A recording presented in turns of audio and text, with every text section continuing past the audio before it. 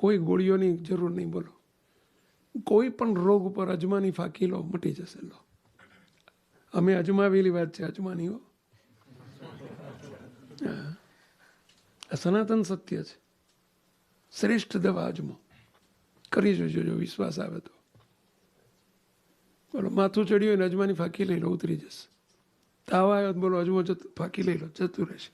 અજમાન સહેજ લહોટી આમ જરા ઝીણો કરી અને સહેજ અંદર સિંધા લૂણ કે મીઠું નાખી અને ફાંકી જવાનું પાણી જોડે.